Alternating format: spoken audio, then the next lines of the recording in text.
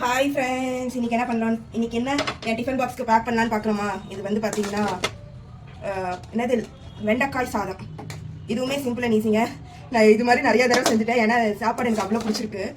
அதுவும் இல்லாமல் இது டக்குன்னு ரெடி ஆயிரும். உங்களுக்கு ரொம்ப ஈஸியானது. நான் இதே மாதிரி நாளைக்கு வந்து கோவக்காலை செய்யலான்னு பிளான் பண்ணியிருக்கேன். எப்படி வருதுன்னு பார்ப்போம்.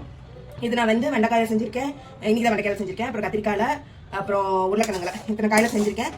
நாளைக்கு வந்து கோவக்காலை செய்ய போகிறேன். இது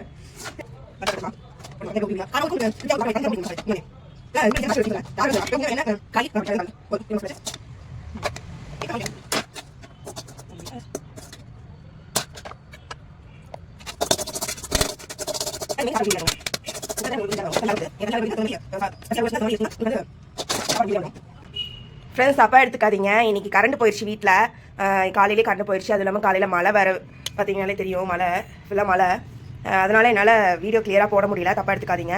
இன்றைக்கி வந்து பிரேக்ஃபாஸ்ட்டுக்கு வெண்டைக்காய் சாதம், அப்புறம் லஞ்சுக்கும் நான் வெண்டைக்காய் சாதம் போட்டேன். உங்களுக்கு இந்த ரெசிபி வேணுன்னா எனக்கு ரெசிபின்னு கமெண்ட் பண்ணுங்கள். ஏன்னா இருக்கிறதுல இதோட ஈஸியாக யாராலையுமே செய்ய முடியாது.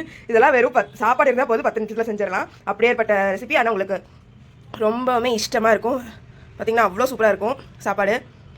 இதை உங்களுக்கு வந்து இதோட ரெசிபி வேணும்னா நீங்கள் கண்டிப்பாக எனக்கு கமெண்ட் பண்ணுங்கள். தேங்க்யூ ஃபார் வாட்சிங். இந்த வீடியோ பிடிச்சிருந்தா மறக்காம லைக் பண்ணிக்கோங்க, சப்ஸ்கிரைப் பண்ணிக்கோங்க, ஃபாலோ பண்ணிக்கோங்க. அப்போ தான் மேலும் என்னோட வீடியோ உங்களுக்கு வரும். தேங்க்ஸ் ஃபார் வாட்சிங் காய்ஸ்.